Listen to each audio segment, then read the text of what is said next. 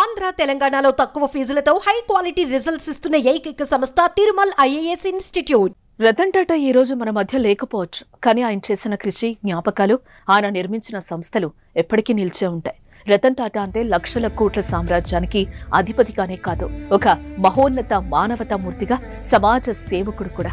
అయితే ఆయన మరణానంతరం ఆయనకు సంబంధించిన ఆస్తులను ఆయన సన్నిహితుల పేరిట రాశారు. అయితే అందులో ఓ 500 కోట్లు రష్యన్కు చెందిన వ్యక్తి పేరిట వీలునామాలో రాయడంతో ఆ రష్యన్ వ్యక్తి ఎవరు, అన్ని కోట్ల రూపాయలు అతని పేరు మీద ఎందుకు రాశారు అని చాలా మంది చర్చించుకుంటున్నారు.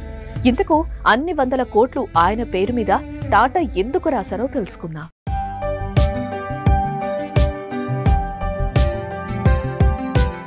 రతన్ టాటా మరణానంతరం ఆయనకు సంబంధించిన దాదాపు 15,000 కోట్ల రూపాయలను ఆయన సన్నిహితుల పేరిట వీలునామాలో రాశారు.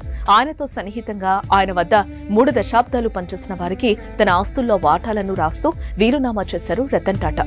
చివరికి తన పెంపుడు సునకాలకు కూడా 100 కోట్ల ఆస్తులు రాసి అందరి మనసులను దోచుకున్న టాటా ఇదిలా ఉంటే, మరో వీలునామాలో రష్యన్కు చెందిన వ్యక్తి పేరిట 500 కోట్లు వీలునామాలో రాశారు.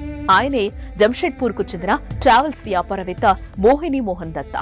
మోహన్ దత్తా 6 దశాబ్దాలకు పైగా రతన్ టాటా దగ్గర నమ్మకంగా పనిచేశారు. తాజ్ గ్రూప్ ఆఫ్ హోటల్స్ లో భాగమైన తాజ్ సర్వీసెస్ తో 2013 నుంచి మోహన్ దత్తాకు చెందిన స్టాలియన్ ట్రావెల్ ఏజెన్సీ కలిసి పనిచేస్తోంది.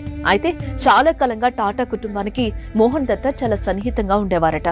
ఈ నేపథ్యంలోనే టాటా మరణించినప్పుడు దత్తా తీవ్ర భావోద్వేగానికి గురయ్యారు. రతన్ టాటా తనకు 24 ఏళ్ల వయసున్నప్పటి నుంచి తెలుసని, తాను జీవితంలో ఎదగడానికి ఆయన ఎంతో సాయం చేశారని దత్తా గుర్తు చేశారు.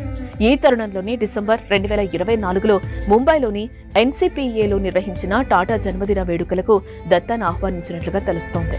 ఇక రతన్ టాటా మరణం అనంతరం బయటకొచ్చిన వీలునామాలో 3 దశాబ్దాలుగా తన వద్ద పనిచేస్తూ తోడుగా ఉన్న వ్యక్తిగత సహాయకులు రాజన్ షా, సుబ్బయ్య, పెంపుడు సునకం టిటో పేర్లను చేర్చినట్లుగా సమాచారం. టాటాకున్న దాదాపు 15,000 కోట్ల ఆస్తులు, ఆయన నెలకొల్పిన ఫౌండేషన్లకు, సోదరుడు జిమ్మీ టాటాకు, తన సహాయకులు, ఇతరులకు చెందుతాయని అందులో రాసినట్లుగా సంబంధిత వర్గాలు పేర్కొన్నాయి.